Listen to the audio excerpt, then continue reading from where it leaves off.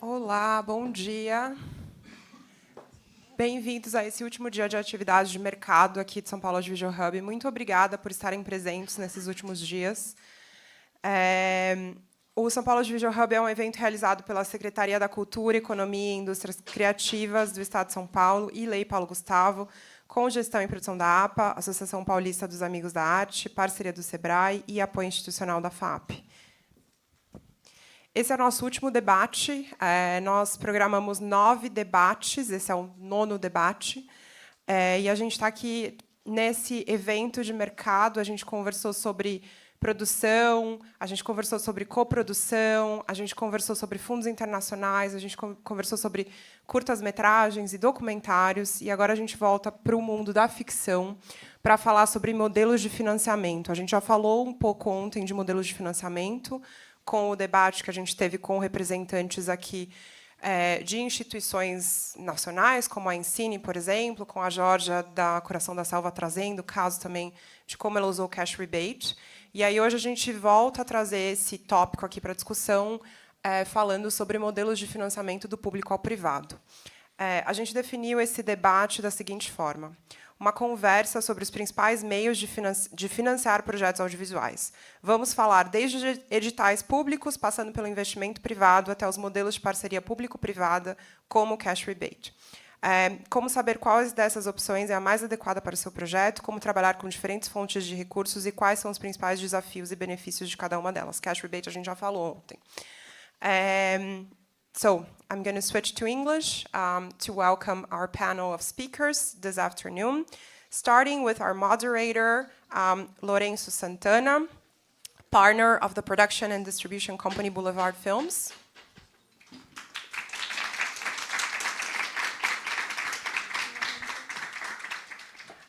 Justin Lerner, partner at US, Guatemala, Mexico production company La Denta Films.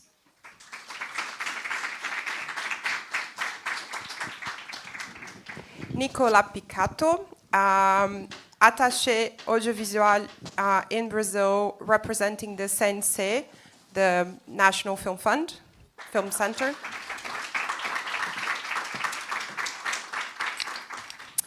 Moritz Lauer, acquisitions and co-productions executive at Wild Bunch.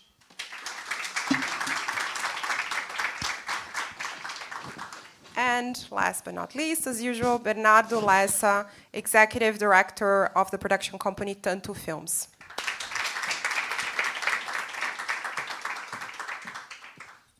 Thank you, guys. Lourenço, the floor is yours. Thank you. Bom dia a todos e a todas. Queria agradecer, só em português aqui, a Lídia e a toda a equipe do evento, pelo convite, enfim, por todos esses dias.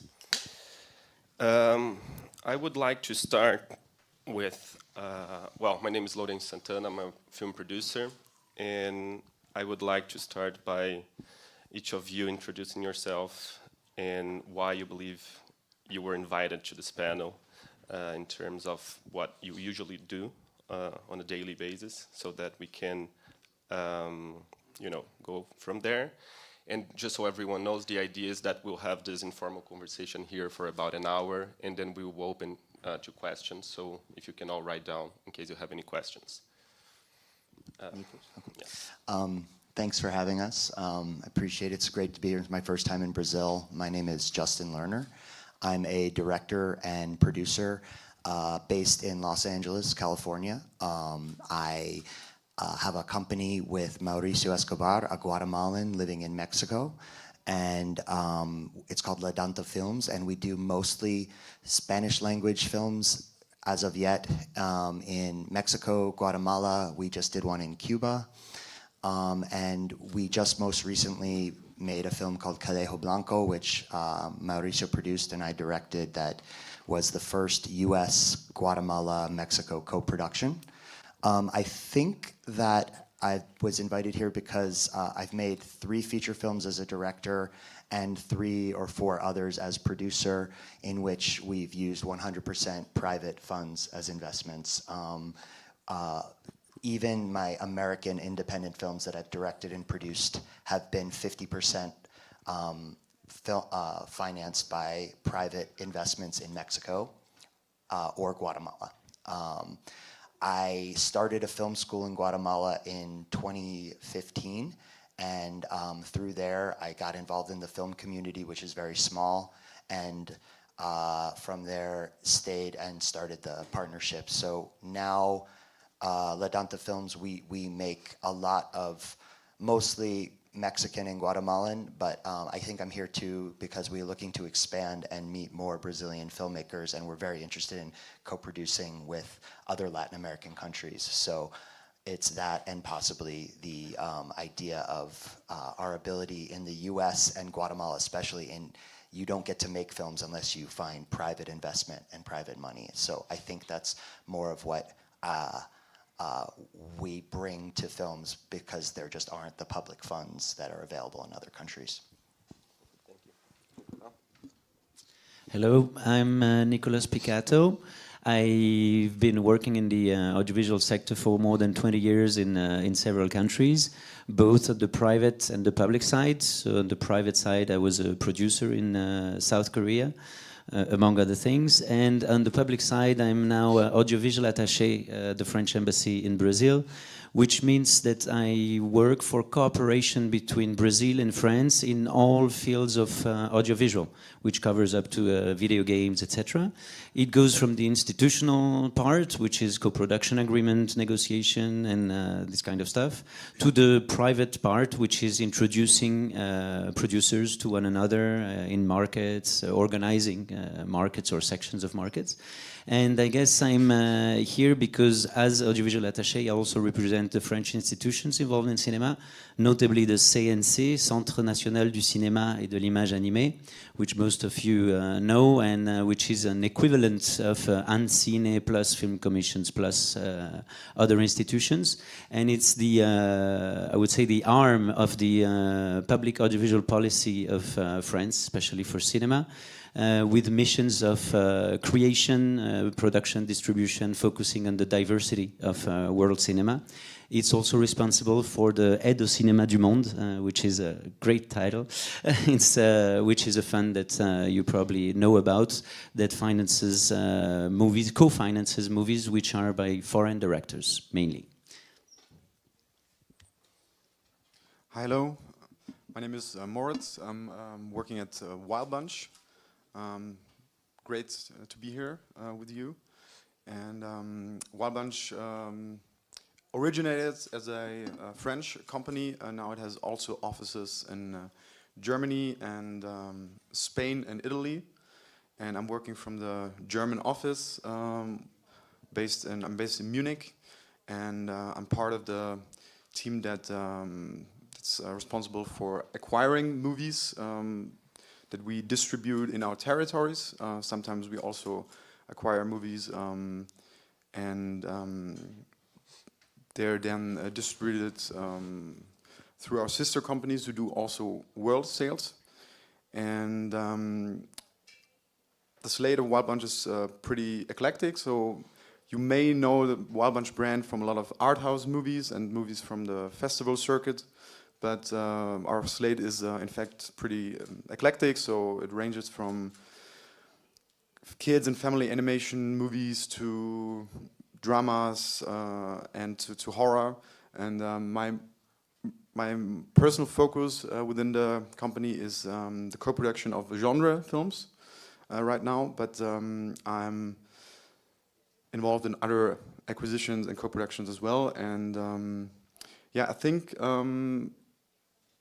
I'd like to talk also about the importance of pre-sales and how sales can benefit in the financing stage of projects. Yeah. Hello guys, I'm Hernando, and first of all, I am an stuttering person, so I will be stuttering with you for the next hour. Hope this subject do not bore you, because it's one of my favorite subjects of my life. Uh,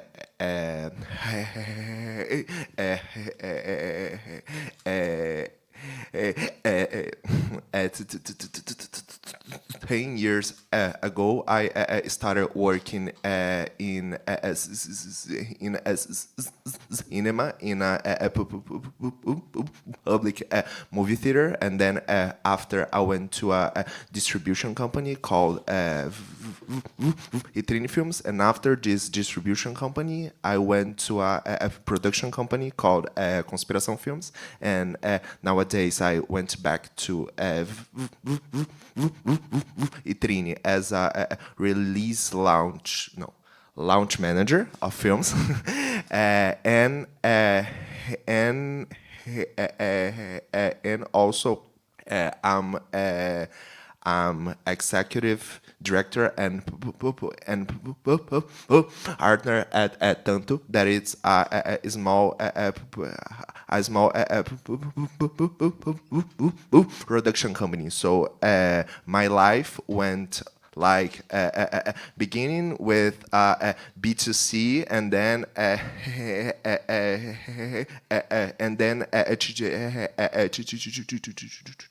changing to a B2B model of business.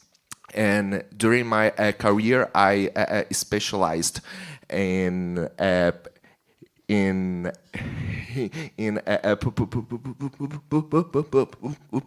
public and private investment for projects in exhibition, distribution, and production. And I also am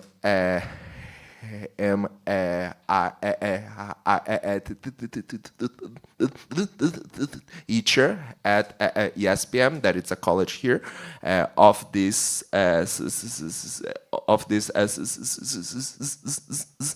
subject. So I think I can bring to this panel more of a general eye of the market, like what's the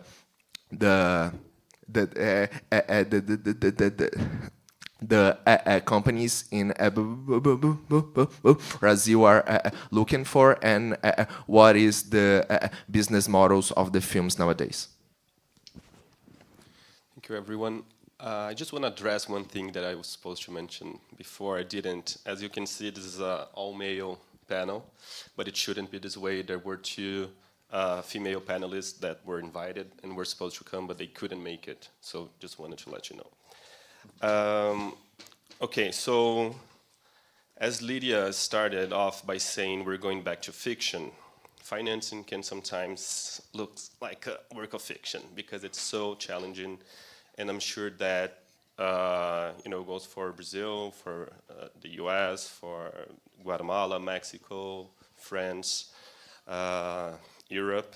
And so I wanted to start off with Nicolas.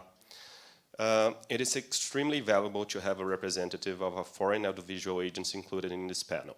Perhaps you can share with us the public financing mechanisms for films available in France/Europe, and how they compare to the major financing models available in Brazil. Sure, but it's very big, so I will be synthetic. I will try.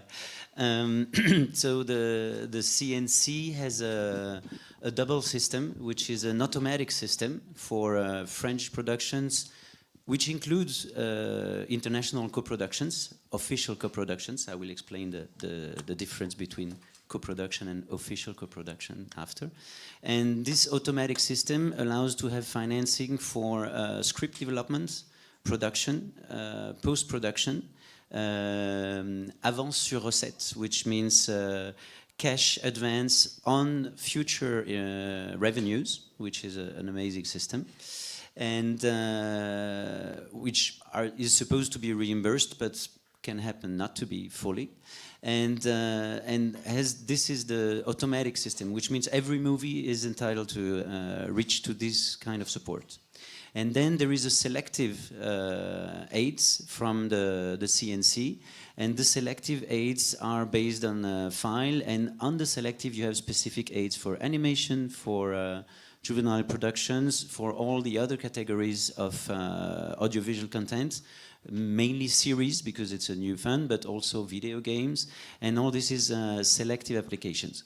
Selective applications can also benefit to audiovisual co-productions, to international co-productions, but it's more tricky because sometimes you have to apply before the start of the production, and the co-production agreement cannot be fully signed, fulfilled before. The difference between just co-production and official co-production is that co-production is an agreement between a producer and another in France. Producers in France can be foreign entities with an office in France, with certain conditions, but I will not lose you into details. And official co-production is part of an agreement, so there is an agreement with Brazil, and it's an agreement where there is a system of points that you can find in English on the cnc.fr site. Point that works, more points for the director nationality, more points for the main actor, main actress, and if you reach ideally 30 and 30, but it can go down to 20% of for each country, you have an official co-production. Official co-production allows the movie, even if it's majority Brazilian, to have access to all the aids of the CNC. And just to give two numbers which are important, in France, average movies, so it's an average, it's just average, are 25% financed by the public funding of CNC, 20% by all the tax credit mechanisms, and with an S because there's many, and all the rest is basically private producer, pre-sales, as you mentioned, Sofica, which is a very private financing mechanism, but voilà, so that you have an overview of how it works. Thank you. I know there was a panel the other day about co-production, but I just wanted to highlight that you will likely hear this term a lot today, because co-production and financing, they go hand in hand. As you may know, the two most successful Brazilian films recently were I'm Still Here, which is a Brazil-France co-production, and The Secret Agent, which is also a co-production with France and another two countries. Netherlands and I think there are 4 countries. But anyway. Germany. So, it's part of the financing to go out and look for, co-producers across the globe so you can raise the budget you need. Now I want to shift to Bernardo and talk a little bit about Brazil's opportunities and challenges. Bernardo, in your experience, how do you see the public financing? We're mostly a public subsidized audiovisual country. So how do you see it with matching with the other sources of financing? So Brazilian cinema has always, most of it has been financed by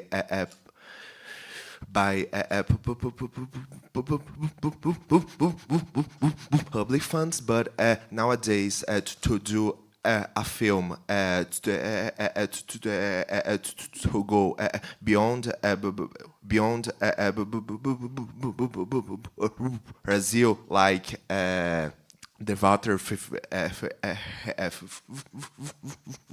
film and also the Secret Agent, we can't keep relying only on the Brazilian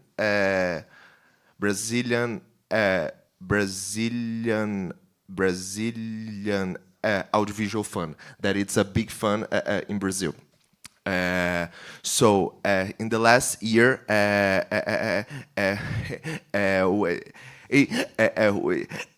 we could see lots of lots of private companies starting investing in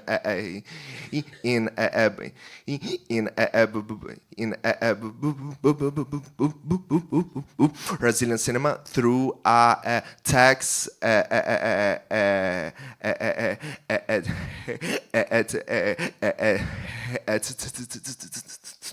tax rebate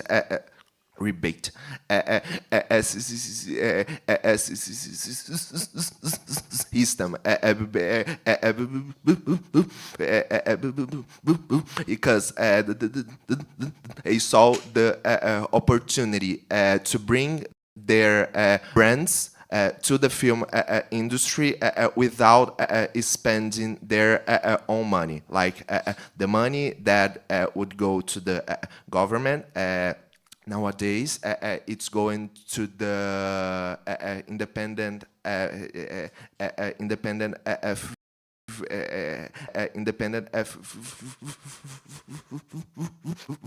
films. So to raise a big movie in Brazil, you have today like combine those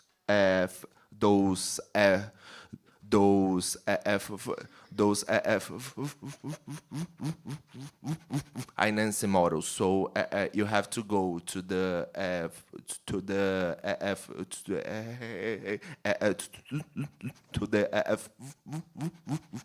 Fundo Setorial. You have to go to the sales companies and also streaming to use your pre-sales to fund your film, and you have also to search for companies that are not from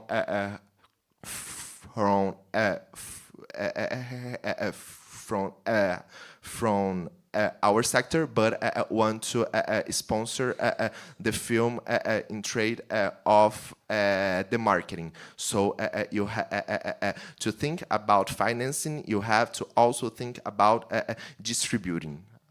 I think that's summarized. Thank you. You reminded me that I did not fully answer your question because you talked about the relation with Brazil. I think what is very meaningful now, when you mention about co-productions, is that Brazil and France have absolutely the same objective, like many other countries, of working with co-production for several reasons, for the funding reasons, but also the distribution reason. Because when you have a co-production between just two countries, it means two markets for broadcasting. And France has a lot of co-production partners all over the world, and Brazil has a growing number. You recently signed an agreement with Nigeria, I think, and there are more to come. And I think it's very interesting and dynamic to see that several countries, especially Brazil and France, have this interest in developing co-productions, developing diversity of content, and specifically through independent films. Perfect. Yes, just a quick parenthesis. I think it's important to clarify that when you do an official co-production, the product, the film or series that is generated, it's a bi-national product. So it means that if you're doing it between France and Brazil, in both countries, that film, that product will be perceived as a national product. And as we're seeing a lot of tariffs conversation going on, that makes a huge difference because it can take advantage of local subsidies, and especially in Europe, where distributors are,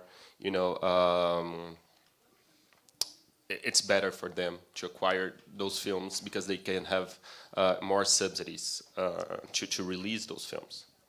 And if I may add, they can also benefit from quotas when there are quotas on every kind of release form. So it's very important. Justin, can you share a brief overview on how you typically finance your projects, in terms of being mostly public, private, or a hybrid? Sure. So just to give a little bit of an overview, the films that I've made this far as a producer and director have been fairly low budget. This has allowed not only a little bit more artistic and creative freedom outside of the studio, but it allows you to actually raise the money independently. As you know, and we've talked about, the public funds in the US are almost non-existent. There are small grants. I've gotten some of those. They basically get you through a couple weeks of development and stuff like that. There are labs and those types of things, but just to give you an overview, my first feature film that I produced and directed, produced with a team, but directed as well, was made for $150,000 US. It all came from one person who was a privately wealthy businessman who was very interested in the life of a movie producer. He wanted to learn. I met him through friends who approached me after seeing my short film at a special screening at Sundance Film Festival. And they said, we'd like to find something to work on with you, and we can find the money as long as it's under $200,000. So I wrote them a script that I knew I could make in that range. And we financed it with one person, and it was a year after I had graduated from film school, and it's a story that almost never happens. It was 2 years from graduating and handing in my thesis paperwork to being on set of a movie, granted, shot in 15 days with most of my friends working for free from film school, and I feel like you can do that one time, and then after that, you have to pay everybody. And so I did it the one time, but I made it worth it, and we made the film. Again, a year later, we were sitting at Toronto Film Festival premiering, our world premiere, and it was a very surreal experience to have $150,000 film with one investor. Actually, once we premiered at Toronto, we had to add to the budget because all the actors wanted flights, and we were trying to sell the film, so it ended up being around 210. But the thing is that we made our money back on that film. We sold it out of Toronto to a small distributor, and it had a really nice run through festivals. And at the end of the festival run, it went to the Gotham Awards, and so I was able to use that to make another film much bigger for me. It was $750,000, but that film was half financed by a Mexican.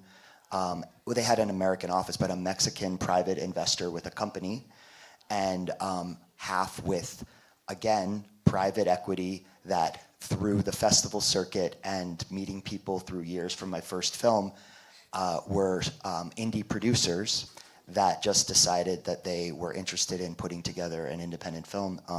So again, $750,000. Half was this company that had seen my first feature at Toronto and met with me, and they said, can you make something in this budget range again? We'd like to support you. And they did to the other 50%. I was actually at a party with a woman from Nicaragua who had just financed a horror film with all her family and 2 of her ex-boyfriends. And they were all putting in $25,000 or $50,000. That's it. And she fully financed it. And then a huge company came in and said, we want to own the whole film. Your family cannot invest in this movie.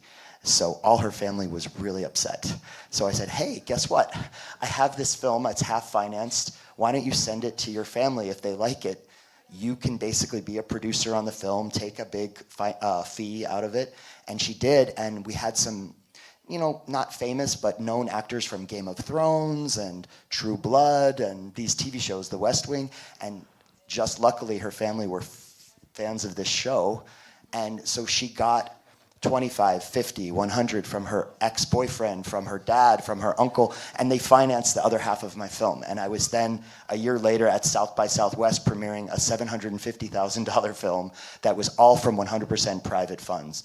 And I know this I'm making it sound easy because I have to make it short for this Q&A, but it was very hard. This took the time from graduating from film school with a short and getting that first investor to my most recent film was 15, 16 years. So it had for every one investor I found, I had 30 or 40 that said no.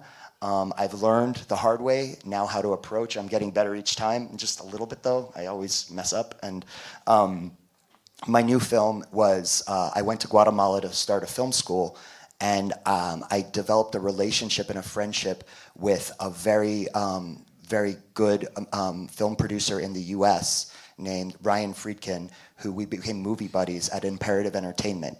And his films, they own Neon, the distributor in the US, but they're most known for Killers of the Flower Moon, Martin Scorsese, Triangle of Sadness by Ruben Östlund, The Square by Ruben Östlund. So big films that go to Cannes, and then people see my little $700,000 Guatemalan thriller on their resume, and they're like, what happened? And what happened was we developed a friendship over years of going to movies, and they had just bought a Colombian film called Monos that played at Sundance by Alejandro Landes. And I knew they had after winning Cannes with The Square, I knew they were interested in international cinema, and Monos was something that did really well for Neon. I think it won Best International Film at Sundance one year. So basically, I kind of approached him and said, I have this project. I'm working with these gang members in this small town in northern Guatemala, and I want to do City of God in Guatemala with a female protagonist. And I have this girl who won an award at Cannes when she was a little kid from La Jala de Oro, and I'm going to surround her with real gang members, and we're going to work for 4 or 5 years. He's like, this sounds amazing. And I said, you can't give me all of the money because it has to be 50% funded by Guatemala for us to get the Guatemalan certificate to be eligible for like the Oscars and the Ariels and everything. So he's like, great, I don't even have to give you all of it. I go, yeah, you can split. So he ended up coming in for half and really supporting me creatively, financially. They were amazing. And this helped me find the rest of the money privately in Mexico and Guatemala, because Guatemala is not a very well-known country for cinema, but there are a lot of privately wealthy investors who invest in coffee and other businesses, and it's a dream come true for them to like get involved in the movies alongside a company like Imperative. So it was about 5-6 months before I was able to raise in small investments the other 50% of the 700. And I have some war stories, but that's basically how. And again, this took a very long time. I'm condensing about 15 years of struggles, but that's how we did it. You see, so private equity can sound like fiction. It happens sometimes. Justin, I have some projects I want to share with you. Moritz, being a multi-territory company in Europe, can you give your perspective of joint regional efforts such as Eurimage and regional co-productions to optimize the financing of projects? And, you know, if you want to start off maybe by just talking a little bit more about what a sales agent actually do, because although most, you know, Brazilian international co-productions have sales companies, I am not aware of a Brazilian sales company, international sales company. I've never heard of one. And I think there's a reason for that. The biggest sales companies are based in Europe. There are a lot of in the US, but I think that's something that perhaps would be interesting to share here. Yeah, for sure. So the role of the sales agent is really to distribute the movie like all around the globe, and to sell the product, so to speak, to the different territories. A lot of the times this is done territory by territory, so they pick up the world rights for the particular movie, and then they have their network of local distributors all around the globe, and then try to sell the movie to these. And this can happen in various stages of projects. Like you can have like the finished product, and then the sales agent is responsible for going to the market and presenting the finished movies at Berlin, at the European film market, then later in Cannes at the Marché du Film, Toronto, and American film market, and there are many markets more. But those are the major 4 markets for European sales companies. And if it's a finished film, they will screen the movie there and try to find local distributors in the countries and find a home for the movie. And on other cases, when it's like a project that's still in development, they try to pre-sell the project to these distributors. And in these cases, the sales agent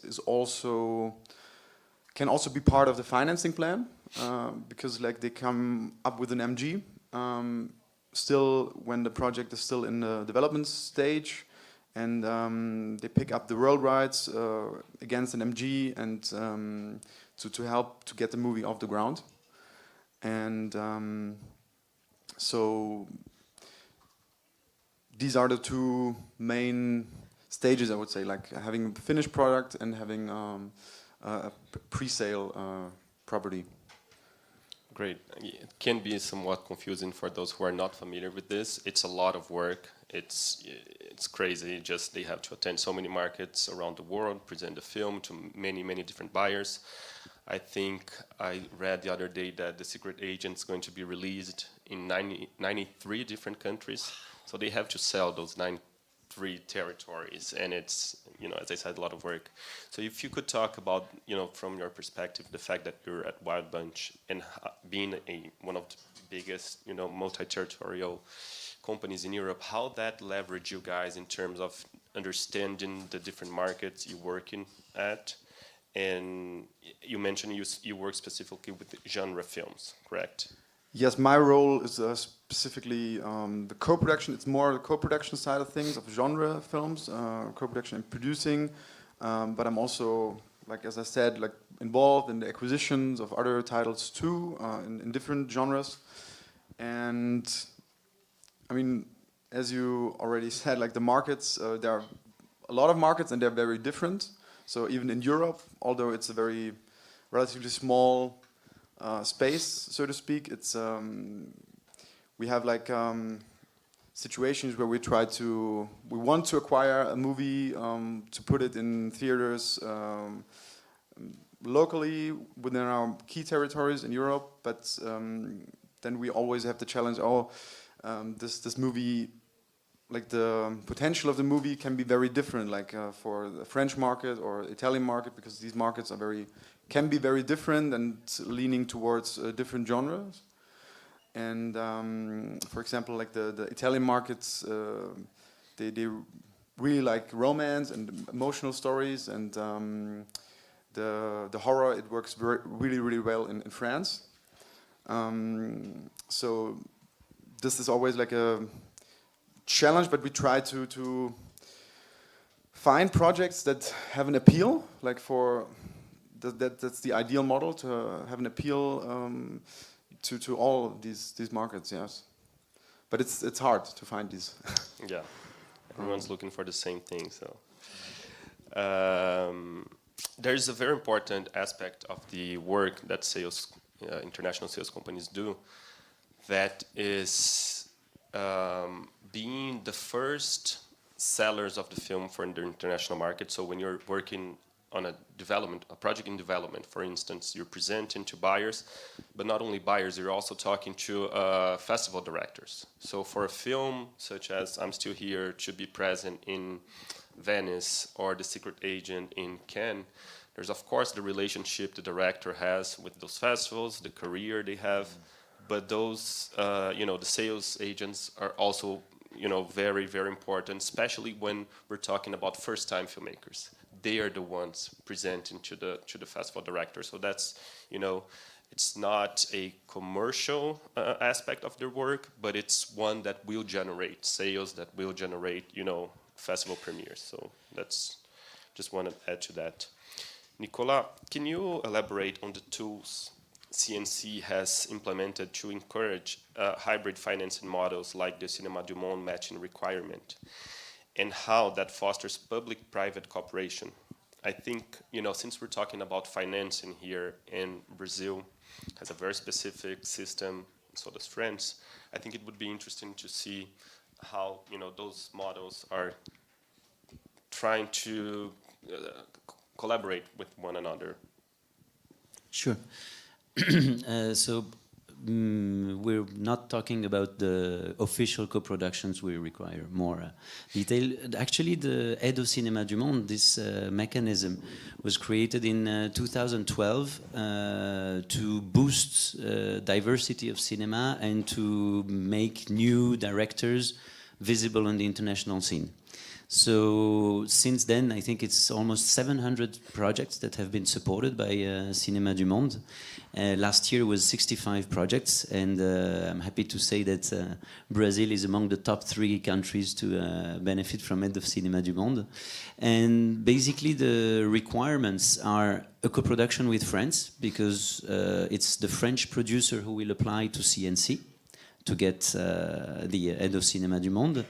The requirements are pretty simple. It's the full script, the synopsis, the director's artistic vision, our director's portfolio, as we mentioned before, the co-production contract and chain of rights. And there are 4 sessions per year. Basically, it's June, September, December, and March. And what is where they evaluate the projects? Priority is on the projects which are first films or second films, because the objective is to make new talents appear. But experienced directors can apply too. And you can apply with one project only twice. And when you applied, if you don't get the aid, you are entitled to apply for a post-production fund. So the production fund of Aide au Cinéma du Monde goes up to 300,000 euros, and the post-production is up to 70,000 euros. What is interesting here is that the jury is a jury of movie directors, movie producers, sales agents, festival directors, movie critics. So it's a cinephile jury. It's not an administrative jury, it's not a political jury. It's people who like cinema, work with cinema, and want the cinema to work in the movie theaters. So the appreciation will be really on artistic quality and market potential. And that's why I guess it works so well. In the end, I think there were 8 films in the Cannes selection this year, which benefited of Cinéma du Monde, of l'Aide au Cinéma du Monde. So it's amazing, and from all over the world. Now, the direct relation between this Aide of Cinéma du Monde funding and the private funding is that you need to apply the partnership between Brazilian production and French production, but the Brazilian production has to show that the project will exist, because the French producer applying to the CNC, to the public funds, is guaranteeing, in a way, the realization, the execution of the project. And for that, it cannot only depend on editais, on cine, because the calendar is different, and the calendar of production doesn't allow to get, for example, more than half of your money before and say, okay, I'm going to do the project. We all wish, but so it is essential to have private investment, and hence to have investment of usually the producer, which is the first direct private investment, or venture capitalists doing or different ways of financing, either through contacts or through experience. For example, in the model in Korea, it's not Brazil, but was much based on venture capitalists, and there was a lot of companies of venture capitalists that were helping starting projects in order for the projects to apply to international hubs, co-productions, and etc. Thank you. I wanted to talk a little bit about tax rebate, because that's one of the most reliable forms of financing, okay, internationally. It's mainly for Justin and Bernardo, but the other two, feel free to chime in. So São Paulo has been a pioneer here in Brazil for the cash rebate system, and it's very recent through SPCine. And we are in discussions right now about having a federal tax rebate or cash rebate. It's in discussions. But I wanted to hear a little bit from you on your experience, how important that is, and the difference, because that's something that changes from a place to another. Sure. So I can talk a little bit about the American ones and a little bit about the Mexican ones, because those are the two countries that have them. Guatemala does not. We're trying. Getting laws passed there with film has been a struggle. But as far as the American tax rebates for independent filmmakers, it sometimes makes the difference between you getting your film made and not getting it made. For example, my second feature film cost $700,000. We had a lot of unexpected costs during production, as sometimes tends to happen. We shot in upstate New York, which has one of the best, at the time, one of the best in the country. Everyone, there are different states that have tax incentives. What's funny is California doesn't really have a very good one, so a lot of films are leaving Hollywood and LA, especially even TV shows and big films, because Georgia, Louisiana, Michigan had one for a while, but upstate New York has a very good one that you get back from the government almost 100% of what you calculate. So we knew that we could make the film with a certain amount of money and have zero in our bank account and know that there would be about 35% of our spend in New York coming back to us. Of course, each state has different requirements. New York was that you had to have, for example, a lot of the paperwork filled out and their logos of the New York Film Commission in the credits, obviously very easy to do. But there was like, you had to shoot one day on a soundstage in New York, because it's an incentive to try to get more business for local. And the thing is that you want to spend money in the state, because the more you spend there, the more you get back. The more money you pay to local crew, the more you get back. And this thing that starts to happen with in private investors is they want to give you money for the tax credit, because it's the only 100% guarantee of money that will come back. For example, they're putting in $500,000 into your film. If the film goes to a festival, sells to a distributor, but not enough, they don't make all of their money back. It's a risk, right? It's not like in Europe, where if the movie is funded 80% with private, you only have to make 20% of the budget back to make your investors whole. We have to make 100% of it back. So investors sometimes really enjoy that you shoot in a tax credit. It's called cash flowing the tax credit, where they maybe give you the money up front for production that they know they'll get back from the government, but with a little margin. So for example, one of my biggest investors, the one from Mexico, on my second film, he wrote us a check for the estimated amount that we would get back, minus, like, I think a 7% fee. So they gave us the money they know we'll get back in about 4 to 6 months, and they made a little bit of profit on it. They were very generous. Some places are more predatory, and they ask for 80% they'll give you, and they'll get back 100. But they were very nice. And so this is a way that we can make films in the US with less, and when you get it back, sometimes you can just use it for post-production. And then in Mexico now, the government of Jalisco, which is the department in the west where Guadalajara is, Guillermo del Toro has been working with the government on a film law there that's up to 40%. So you're able to really maximize the amount of money you can get back and make smaller films for less, knowing. So it's been, for an independent filmmaker, it's been unbelievably helpful, because it lowers the risk for the investor, knowing, if that makes sense. And it's also a reason why Marvel moved to Georgia. So it's not just independent, like big film studios are also taking advantage of these credits as well. Yes, just before you speak, Bernardo, I just wanted to mention that this, the tax credit policy varies in the US from one state to the other, in Europe from country to country, sometimes from region to region. Right now in Spain, they have a specific 70% tax credit on the Basque country, 45 to 55% at the Canary Islands, Islas Canarias. Baleares too, right? Like yes. Mallorca, Menorca. Colombia and Canada have 40% tax rebates. Colombia is up to 50 now, I think, in some parts. Australia has huge tax credit benefits, so a lot of US Hollywood productions go there, fly everyone, and it's cheaper to shoot there. And just before moving with Bernardo here in Brazil, just so you understand, the tax credit is usually the first piece of financing that you'll have established, because if you decide you're shooting in New York or Georgia, you know that you're going to get 35% of the money you spend there back. And then you go to sales company and they assess your project and they say, well, I think I can sell off of the script, the cast, and the director. I think I can sell $2 million in pre-sales or sales after the film is ready. And so you raise money against those sales. And then there's a final piece, which we usually call gap, which usually is equity, private equity investment. So it's those three,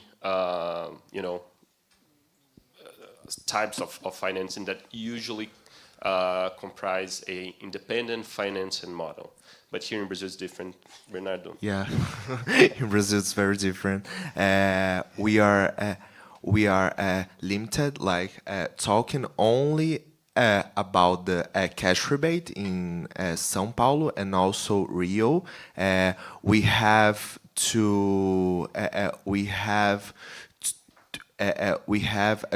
ask for the money, and it's not like automatic. You have to pass through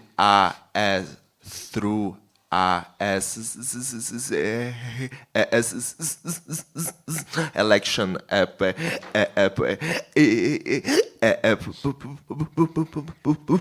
process. That's your script, your shooting plan, and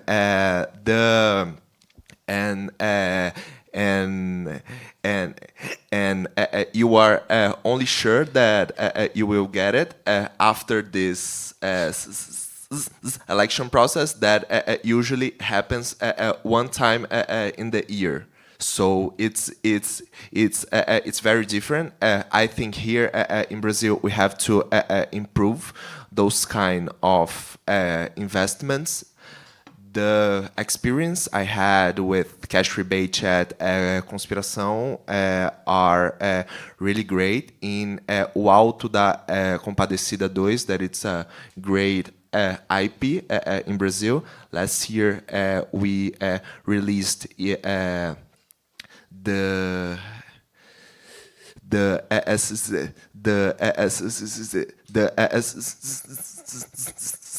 Econ film, and the first one was shot in the northeast of Brazil, but since Rio de Janeiro had its cash rebate, we shot it in a studio in Rio de Janeiro, and it was more cheap, and also we had the cash rebate. And one thing good about a cash rebate that it's a money in your business plan that you do not have to share equity with anyone. So it's a great money to have. But in Brazil we are very limited, and what I am seeing more and more is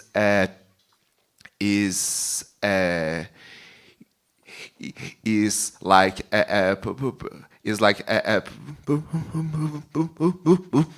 productions from the north, south, and northeast coming here to Rio de Janeiro and São Paulo only because of this cash rebate.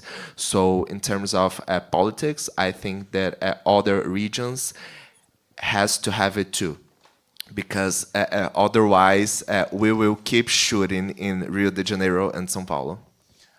If I can just add something, Bernardo brought up a good point. I want to clarify, even Mexico and the United States, the tax credit isn't automatic exactly.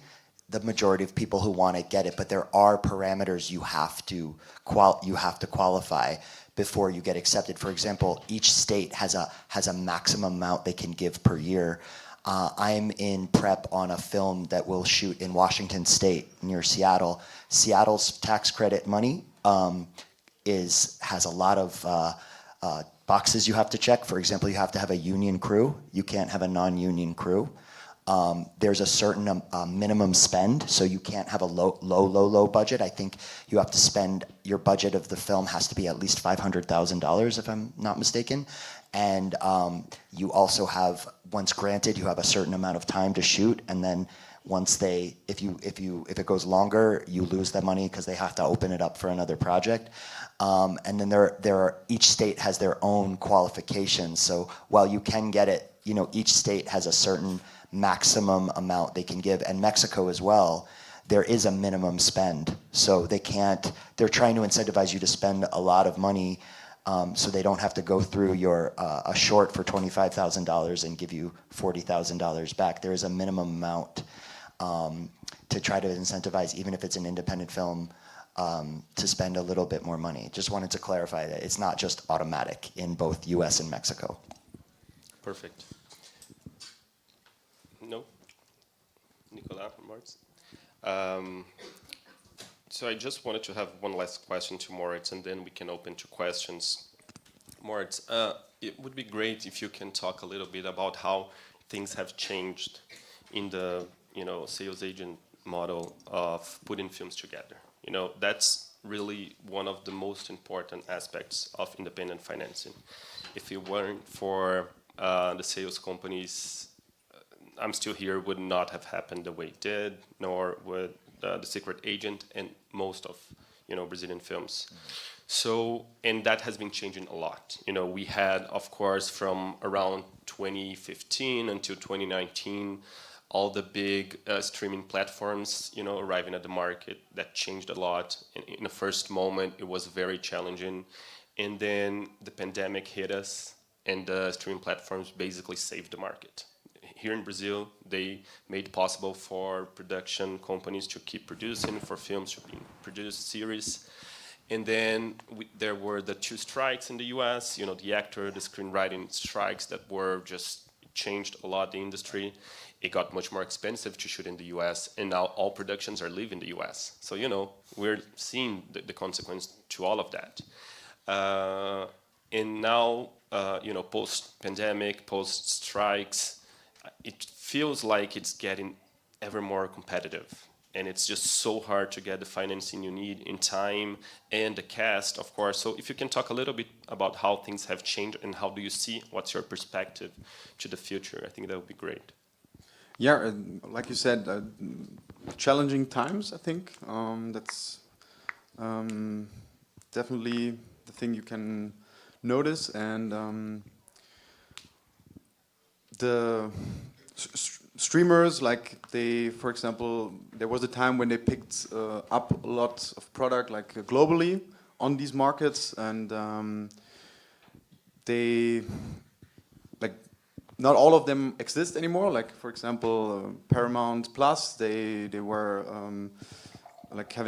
they wanted to produce locally in Germany, and now they're not anymore.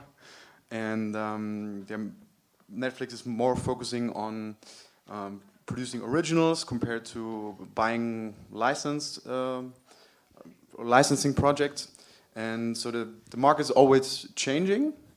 And I think that the pre-selling part of things has become more challenging for sure. And it's really hard to find the right product these days, and it also has a lot to do with the lack of star appeal, I think, because a few years back you could count on some actors within some certain genres, and they would really do well, in theaters. And these days, also probably with the diversification of media, you have less stars, and which makes a lot of movies less bankable, and this is a problem, and challenging times. Yes, here we are. So I'd like to open for questions. Se alguém quiser fazer pergunta em português, eu posso, enfim, ajudar a traduzir aqui.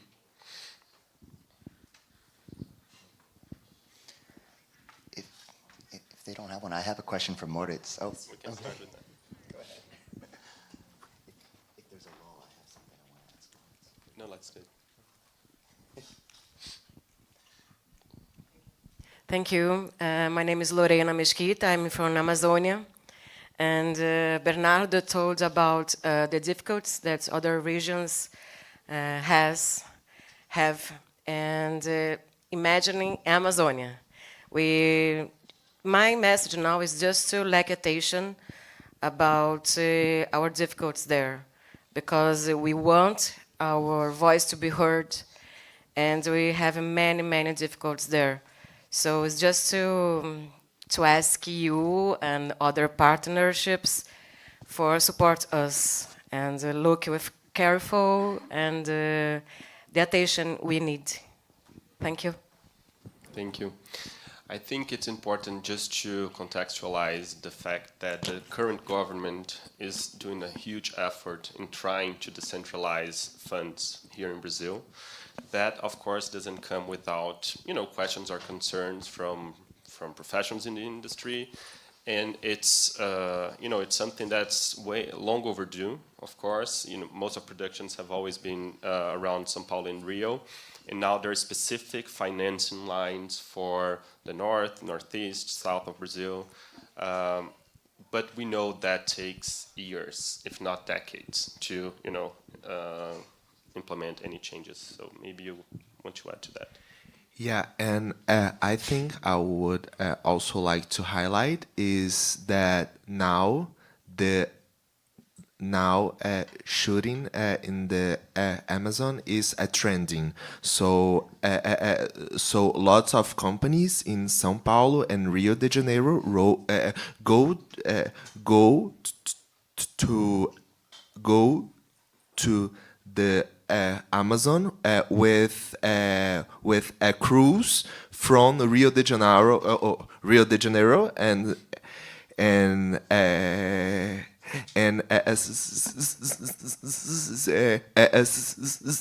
São Paulo, they shoot and then go back here. So so they use the image from the Amazon, but most of the money they spend stills in Rio de Janeiro and São Paulo. So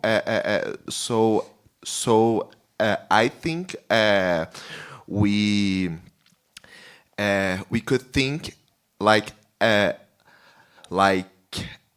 bit more about those companies that are not from the Amazon. Once they go there, what will they let there? Let's do co-productions with companies, local companies, contract crews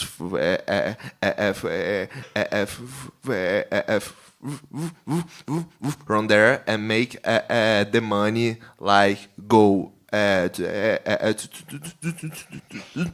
the whole country and not only in Rio de Janeiro and São Paulo. Yes, it's true. Just to complement, it's very true that companies goes from here, São Paulo and Rio, to Amazonia, and us, we can't shut there because we don't have money. So it's a reality that we have to look at. Yes, let's hope the newly implemented changes the government has suggested they will bring, the changes that are needed. Any other questions?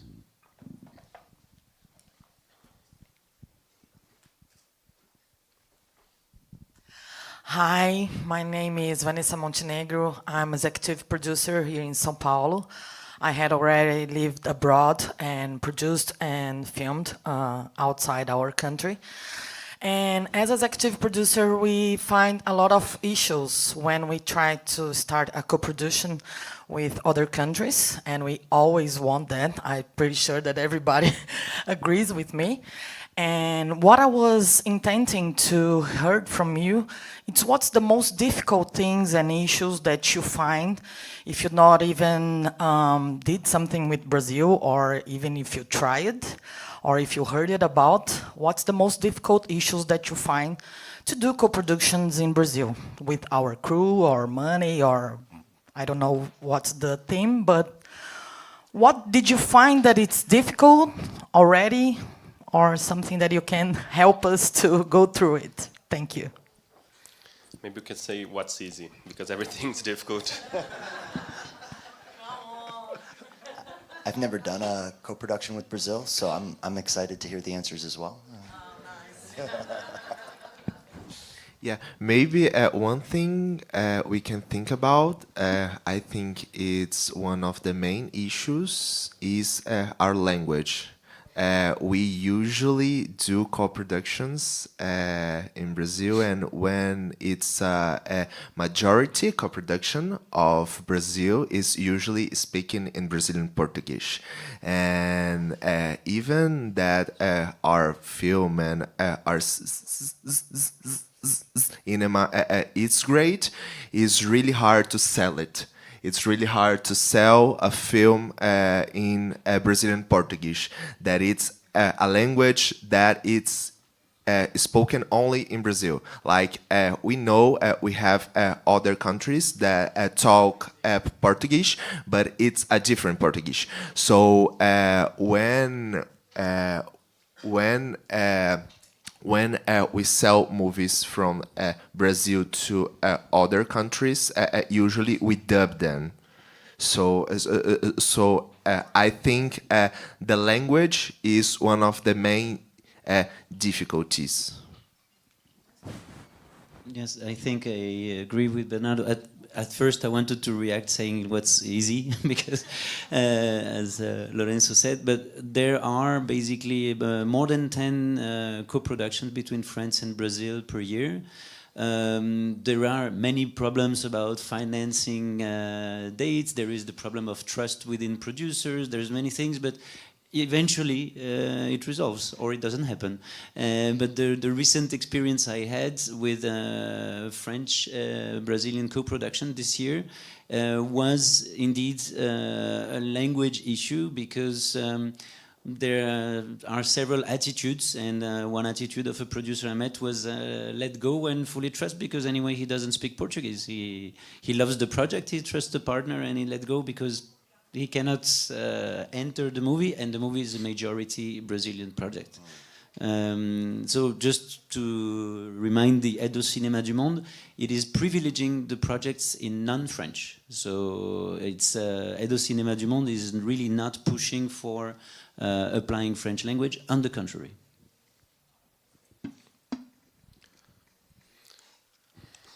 I have a question that is... I'm sorry, can I ask the question? I don't know if anyone wants to say anything else. Okay. I have a question that is initially directed more towards Justin, considering his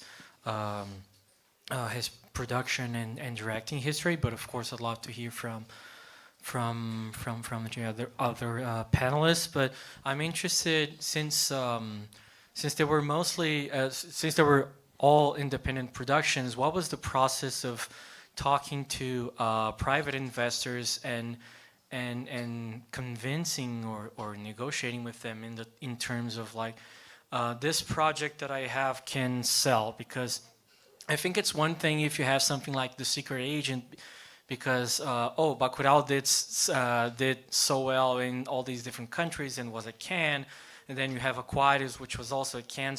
So there is a big background that supports the project, the director's history and everything. But since you were you were an emerging filmmaker, how did you talk to these investors and convince them that these projects would sell, that they had an audience, what kind of audience it had? What were the arguments and your main strategies?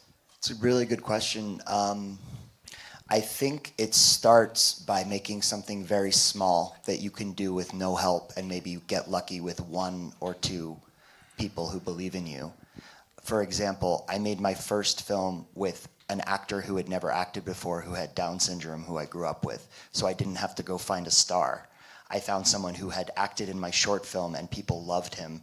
And so I was able to show the short film that premiered at Telluride and played at Sundance and all over Europe.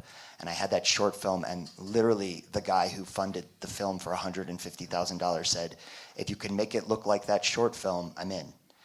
And it's a process, right? So I just said, I'm not going to compromise and like try to put, Bruce Willis in my $150,000 short film to say it's definitely going to make its money back. I'm going to do things on a smaller budget that I know I can do really, really well and believe in myself for the marathon and not a sprint.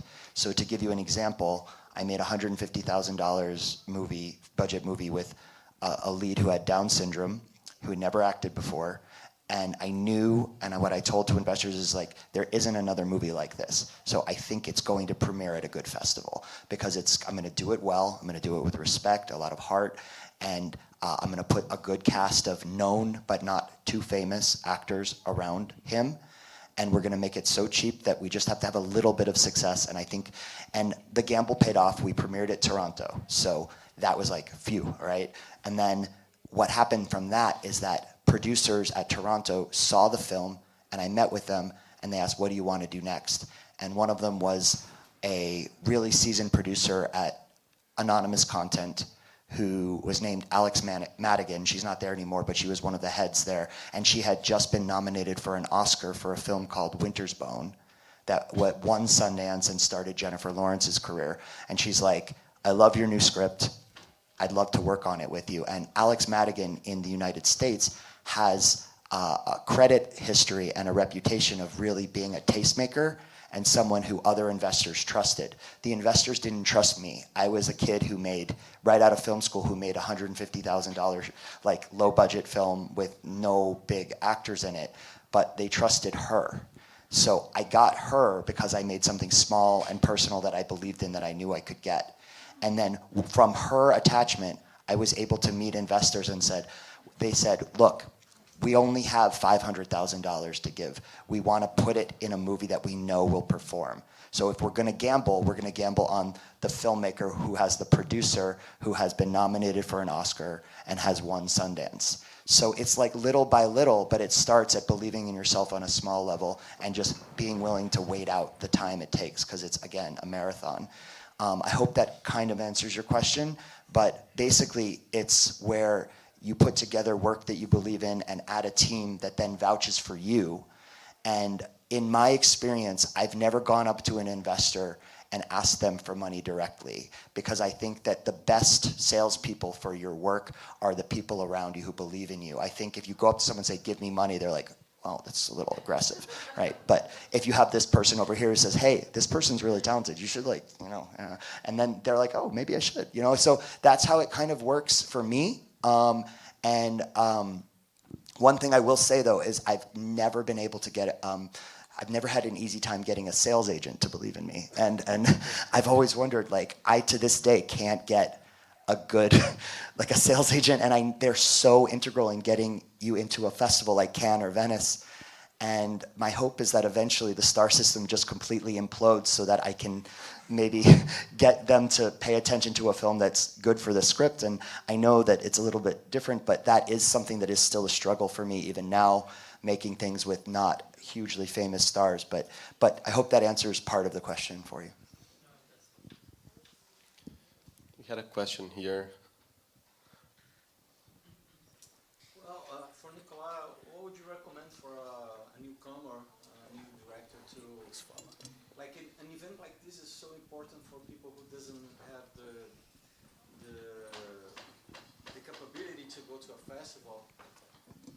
And what would you recommend for example, to apply to the Edo Cinema? You need a French co-producer.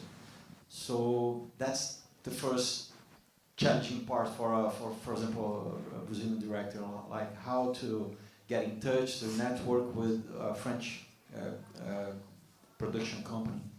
If you're not in the circuit, in the festival circuit. Well, I would say, and I think the colleagues agree here, if you're not, you have to be in the festival circuit. You have to go to the markets. If you have a project, you have to go to labs. Brazil has a humongous number of labs, which are extremely interesting. I cannot say more than France because I didn't count exactly, but I know there's a lot of possibilities to appear in markets. And of course, you should go to the international markets, but it's far, it's expensive, you don't know anybody. Okay. There is a little bit of French advertising now. You may have heard there is a cultural season that was decided by the two ministers of culture between Brazil and France. And the French season, Temporada da França no Brasil, will start in August and arrive to December. This period will host many events, not only audiovisual, but also audiovisual. So it's a moment where Brazil is on the map. Brazil was the guest country at Cannes and the film market. Brazil had the Temporada do Brasil na França just before and actually now. So Brazil is on the maps, is in the newspapers. The French producers want to come to Brazil and are coming. I can tell you there will be French producers in August in Salvador for the Nordeste Lab, in Gramado in August for the festival, in Cinemundi in BH in September, in the Festival of Rio in October, probably at Mostra de São Paulo, but I don't have the names yet. But there will be a lot of French producers who come to Brazil because they want to develop projects with Brazil. And again, I think it's, and this is a worldwide rule, if you have 1,000 producers in France and you have 20 coming to Brazil, you don't care about the 980 others, because the ones who are in Brazil are the ones who want to produce with Brazil. So it's the ones you have to meet in priority. And then you can try to meet all the others through Sinando or through contacts or whatever. But I think the opportunities exist. The audiovisual market energy is vibrant in Brazil. It is a moment with this energy because of the successes of the productions, the recent productions, the international visibility, and yeah, some kind of political steps that are taken for decentralizing, for organizing, financing. I see schools being born. I hear many interesting voices, of which the Brazilians here can speak better than me. So it is a moment that is interesting. You will have international producers coming. It is the moment to meet them in Brazil.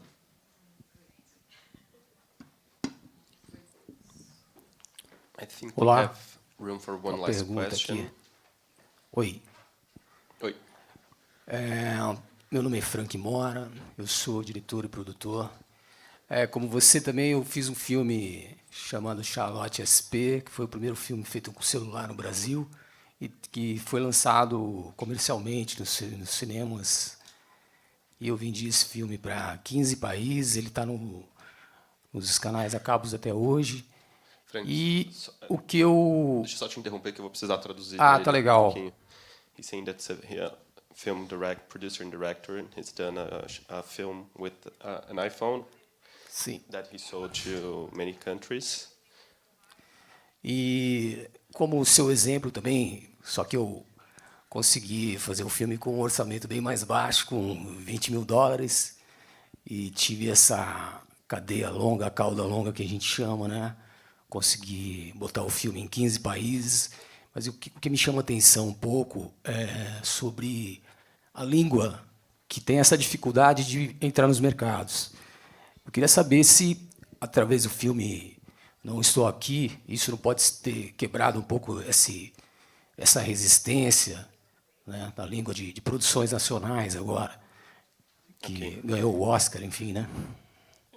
He made it for around $20,000, and he was able to sell to 15 different countries.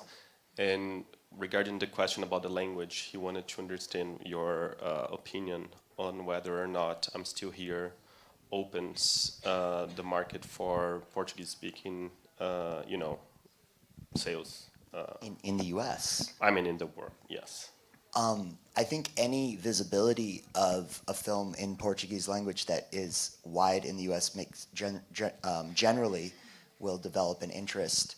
I tend to watch things from all other countries because I travel to the festivals, but something like I'm Still Here is on Netflix in the United States and doing pretty well. It's always on my home screen. And people do pay attention to the Oscars in the U.S. So I think, yes, in general, I think that's one of the biggest excitements about Brazilian films since maybe City of God, as far as like something that's mainstream that more non-film people have heard of. But I hope that more is there. I feel like with the streaming services that are available, there are a lot more accessibility to international cinema. Like smaller films like Motel Destino just popped up on my Mubi the other day. So I do think it's a gradual process, but all these things that are important to people in my country. I can't speak for France or Germany, but it is something that is, people are talking about the Oscar wins in the United States. And I think it's a good point to mention the fact that international films, from a U.S. perspective, everything that's not in English will eventually help other films. We had Parasite that won Cannes, the Palme d'Or in Cannes 2019, maybe? 19. And then it went on to win Best International Feature Film, it went on to win Best Film, and that changed the market for international films. So if you have a very competitive film, such as I'm Still Here, such as The Secret Agent, but films from anywhere, there is a bigger market. And every time a film does that and shows that there are good films everywhere, that will only help. And I'm Still Here was a huge success within Brazil. There was a real long time that there weren't an adult drama doing almost 6 million admissions in the theaters, and that was Walter Salles' best box office of his career, and he's 70 years old. So let's not be in a rush. There's a lot of time to be doing things. I want to thank you, my colleagues here.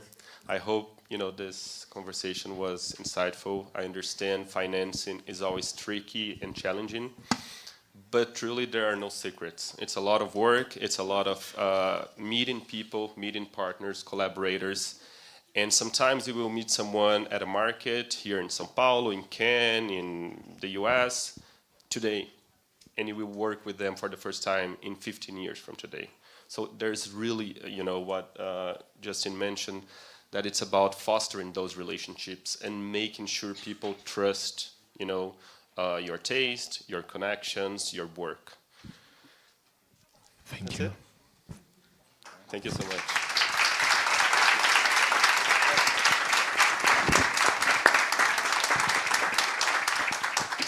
And I want to thank our moderator, Lisa. Thank you so much for being here.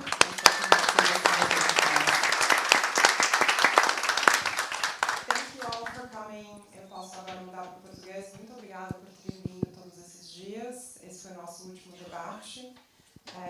Durante o final de semana, nós continuamos com uma programação de filmes. Então, amanhã nós temos filmes financiados pela Paulo Gustavo, uma pequena mostra de filmes aqui produzidos em São Paulo, do Audiovisual Paulista. E no domingo, nós temos uma mostra de cinema indígena. As sessões são gratuitas. Vocês podem acessar elas com as credenciais que vocês já têm. E se vocês quiserem trazer amigos, a gente vai também imprimir ingressos aqui na hora, é só chegar com uma hora de antecedência. Então, continuem vindo e muito obrigada por estarem presentes nos últimos dias.